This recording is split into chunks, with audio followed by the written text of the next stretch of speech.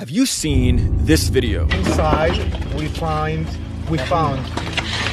8 babies burned in this corner. An Israeli soldier conducts an interview in front of a destroyed home of a kibbutz. He says Hamas fighters burned babies and then beheaded them. But this is all a lie, and I'm going to prove it to you using Israeli media. Yes, that is right, Israeli media. But first, let's ask an important question. How did the concrete walls of this home behind the soldier turn into rubble? Fires burn wood and other flammable items. They do not collapse concrete structures like this. Children in the same room, then someone come and kills them all. 15 girls and teenagers that put in the same room, 3 hand grenades, and it's over. This is a massacre. Now, the Israelis want you to believe that Hamas fighters did this, but we know that they were only armed with machine guns and small grenade launchers. That doesn't cause this level of damage. So then how did they destroy concrete homes like this? The answer is they didn't. The Israelis did. What? That is shocking. But why? And how would the Israelis do that? Well, Israeli media has all the answers. They interviewed the IDF soldiers who responded to the Hamas attack, and they learned something shocking. The IDF was struggling to handle the Hamas fighters. Tuval Eskapa, or however you pronounce his name, a member of the security team for Kibbutz Be'eri, set up a hotline to coordinate between kibbutz residents and the Israeli army. He told the Israeli newspaper Haaretz that as desperation began to set in, the commanders in the field made difficult decisions, including shelling houses on their occupants in order to eliminate the terrorists along with the hostages. These reports indicate that orders came down from the military's high command to attack homes and other areas inside Israel, even at the cost of many Israeli lives. According to Haaretz, the army was only able to restore control over Be'eri after admittedly shelling the homes of Israelis who had been taken captive. The price was terrible. At least 112 residents were killed, according to the paper. Others were kidnapped. Now, much of the shelling in Be'eri was carried out by Israeli tank crews, as a reporter for the Israeli Foreign Ministry-sponsored outlet I-24 noted during a visit to Be'eri. Small and quaint homes bombarded or destroyed. Children's toys lying around, well-maintained lawns of grass ripped up by the tracks of an armored vehicle. Perhaps a tank. Perhaps a tank. Perhaps a tank. In other words, the IDF, in an act of desperation, decided to just kill everyone, including hostages. This is their words, not mine. In fact, Yasmin Porat, an attendee of the Nova Music Festival, who fled into the kibbutz, told Israeli radio that when Israeli special forces arrived during a hostage standoff, they, quote, eliminated everyone, including the hostages, because there was very, very heavy crossfire.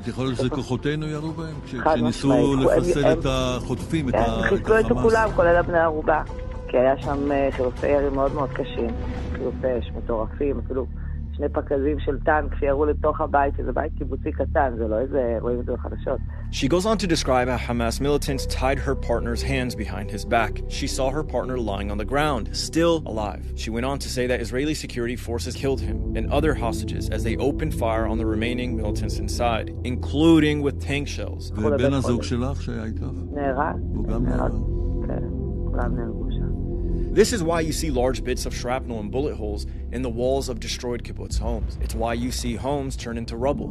And sadly, it's why you find severely burnt bodies of Israeli hostages. But there's more. The IDF also used Apache attack helicopters. In an interview with Israeli media outlet Mako, an Apache pilot admitted that many of the cars he fired rockets at contained hostages. But wait, there's even more. Israeli security forces also opened fire on fleeing Israelis whom they mistook for Hamas gunmen. A resident of Ashkelon named Danielle Rachel described nearly being killed after escaping from the Nova Music Festival when it was attacked by militants. As we reached the roundabout at a kibbutz, we saw Israeli security forces, she recalled. We held our heads down because we automatically knew they'd be suspicious of us in a small beat-up car from the same direction the terrorists were coming. Our forces began shooting at us. Lastly, let's discuss how an IDF commander ordered an airstrike on his own position. The very first target the Palestinian fighters attacked was the Erez checkpoint. The attack was so fierce that the IDF commander, Avi Rosenfeld, in an act of desperation, he called for an airstrike on his own position. The IDF bombed their own base in order to kill the Palestinian militants.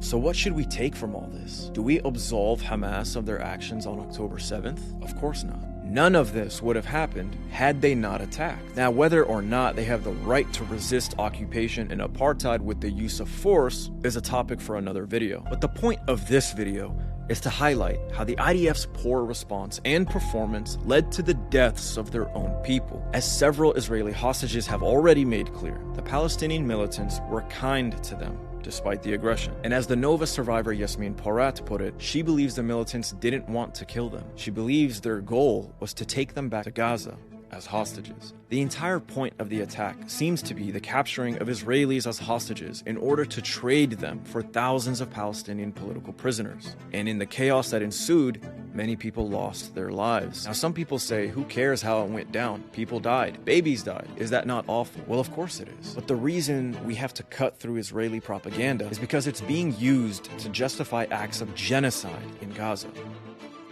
Israelis believe deep down to their core that their babies were beheaded and that their women were raped and tortured before being killed. And this simply isn't true. And even with Israeli media reporting the facts, they may never change their minds. But the rest of the world needs to know the truth, because it is the world that has given Israel the green light to commit acts of atrocity in Gaza. And there's growing concern of an escalation that may erupt into a greater regional conflict. So share this video and help spread the facts. The world deserves to know the truth. And without you, that'll never happen. RIP to all those who lost their lives, especially the thousands of innocent children in Gaza, incurring the wrath of a misled population. Free Palestine.